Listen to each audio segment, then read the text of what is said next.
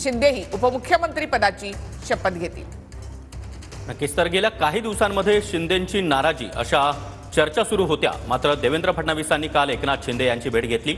एकनाथ शिंदे हे आजारी होते, त्यांना आराम करण्याचा सल्ला देखील डॉक्टरांनी दिला होता। मात्र त्यामुळे ते कुठेतरी भेटत नव्हते। मात्र कालच्या देवेंद्र फडणवीस आणि एकनाथ शिंदे यांच्या बैठकीनंतर ही नाराजी दूर झाली आणि आता हे चित्र आपण पाहतोय। देवेंद्र फडणवीस, एकनाथ शिंदे आणि अजित पवार एकत्रितपणे राजभवनावर। 2.5 वर्ष महायुतीचं सरकार होतं आणि यामध्ये देवेंद्र फडणवीसांनी उपमुख्यमंत्री पदाच्या भूमिकेमध्ये ते होते। पक्ष निरीक्षक जे आहेत ते सुद्धा आता या ठिकाणी दाखल झालेत। निर्मला सीतारामन आणि विजय रुपाणी हे खास गटनेता निवडण्यासाठी म्हणून मुंबईमध्ये काल आले होते। आज त्यांच्या उपस्थितीमध्ये भाजपचा गटनेता म्हणजे देवेंद्र फडणवीस यांची निवड करण्यात आली आणि आता महायुती सत्ता स्थापनेचा दावा करत असताना पक्ष निरीक्षक असलेले निर्मला सीतारामन आणि विजय रुपाणी हे देखील राजभवनावर दाखल झाले।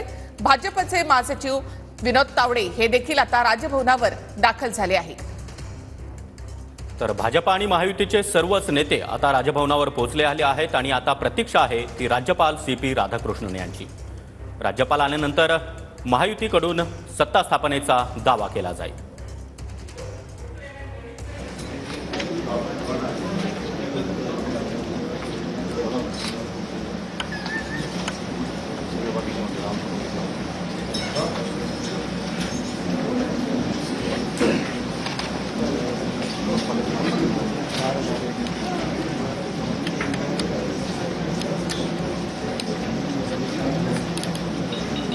तर सध्या प्रतीक्षा आहे ती राज्यपालांची।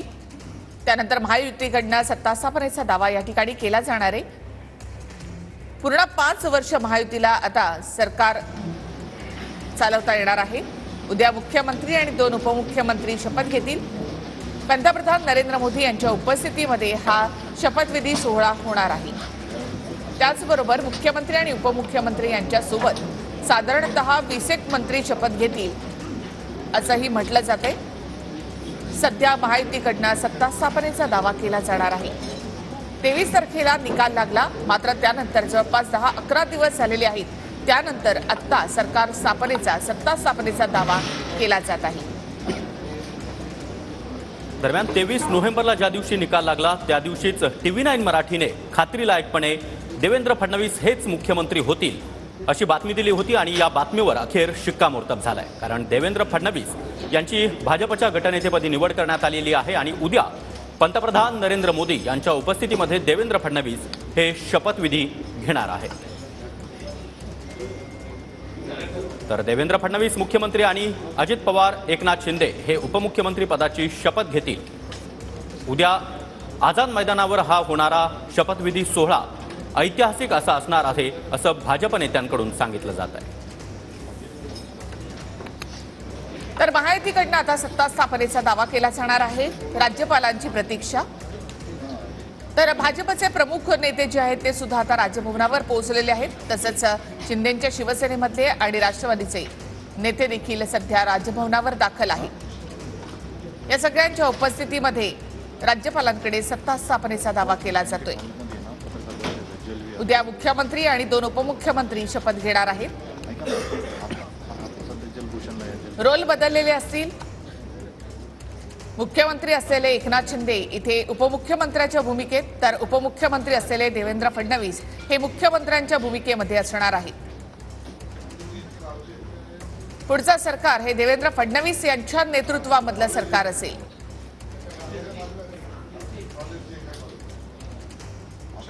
2022 मध्ये शिंदे शिवसेनेमधून बाहेर पडले त्यावेळेला 105 आमदार असून सुद्धा भाजपला मुख्यमंत्री पदाची संधी मिळाली नाही।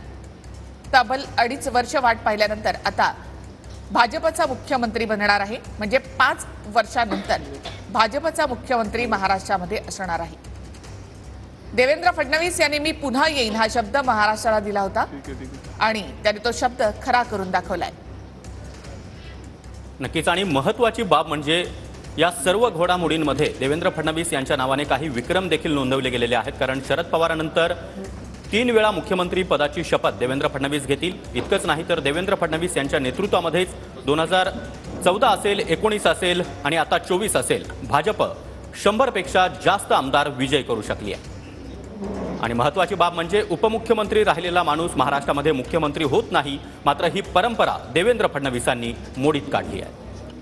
थेट पुन्हा एकदा जाऊयात राजभवनावर आमचे प्रतिनिधी विनायक डावरून यांच्याकडे. विनायक, आता आणि आपण पाहतोय की राज्यपालांचं आगमन झालेलं आहे. राज्यपालांच्या उपस्थितीमध्ये आता महायुती सत्ता स्थापनेचा दावा करेल. तर राज्यपाल CP राधाकृष्णन हे आता दाखल झाले.